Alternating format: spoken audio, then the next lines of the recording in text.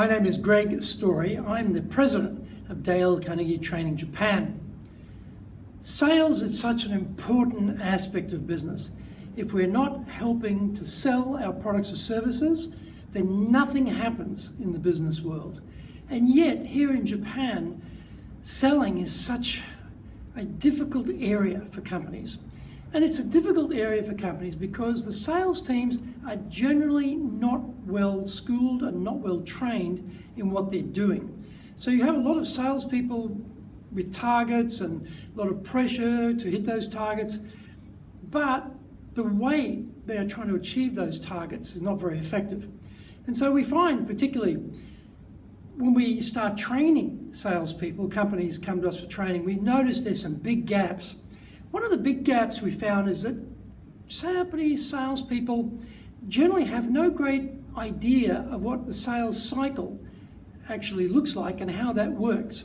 They have no particular structure for how they're going to manage the sales call.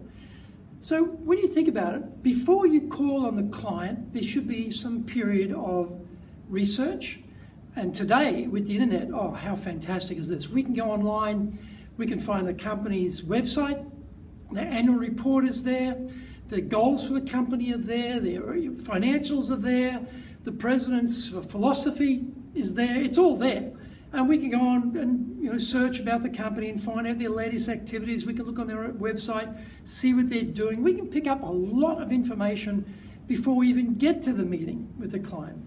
Now, when we get to the meeting, if you think about it, everywhere in the world, we like to do business with people we like. Now, we will do business with people we don't like, but that's not our preference. We prefer to do business with people we like. So, are we likable? And this is particularly tough when you're in sales because you're meeting someone for the very first time and you have to be likable. How do you do that?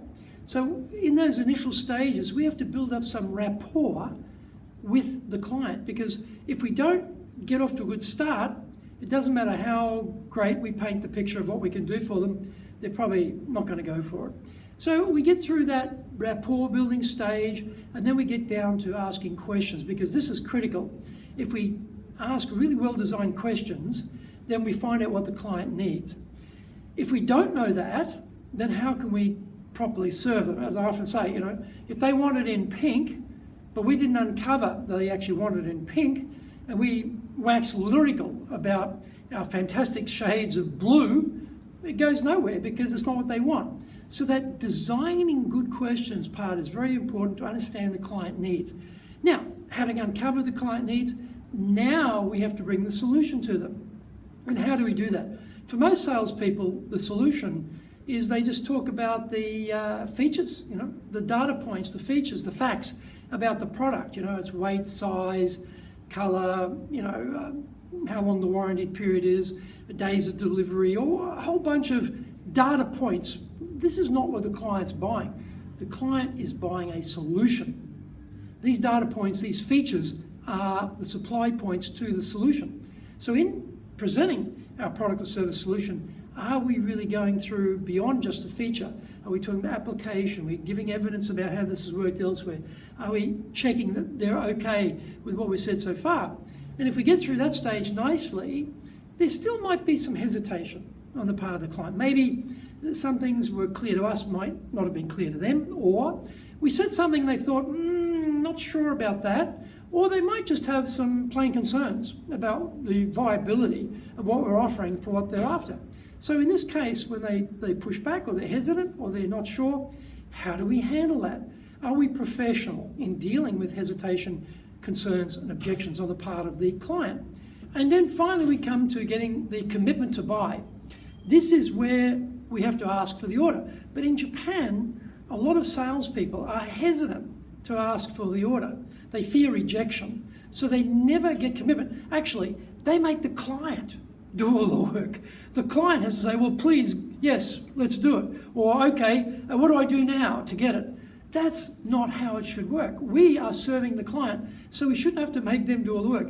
We should be asking them in a way that's not high pressure. Certainly we're not talking about high pressure here, but we're asking in a way that's easy for them to say yes. And then having gotten their commitment, we deliver our goods or services, and then we do the follow-up to make sure that it's all working well. So there's a complete cycle, as you see there, the sales cycle from preparation, building the rapport, finding out what they need, giving them the solution that matches that need, dealing with any hesitation and getting commitment and then follow up afterwards. So most people in Japan don't have a sales cycle. They don't have anything. They have been taught by their seniors, their senpai, on-the-job training, who also had no idea what they were doing. So how do we fix that? We have a great course called the Sales Advantage course, and that's exactly what we teach. We take every section of the sales interaction with a client and we really cut it down, micro slice it into segments, and we have structures for all of those. Now, structure is not binding you so you don't have the freedom, but structure is giving you the capacity to build what you want to say, when you should say it at the right time and how you should say it at that time. This is what we have.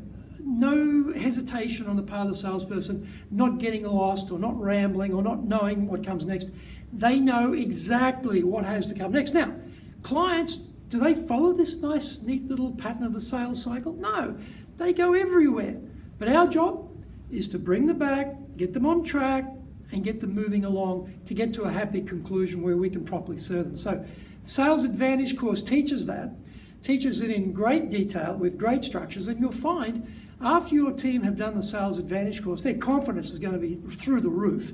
They're going to have tremendous structures to make sure they're in control of the sales conversation, and therefore they'll hit all the key points with the client at the right time, in the right way, to build that trust, to understand the need, to present the solution the right way, overcome the doubt, and then get the order, and sales go up dramatically as a result. So the details are in this video. Please contact us and we can bring the course in-house if you'd like it, and we also run public courses for our Sales Advantage training.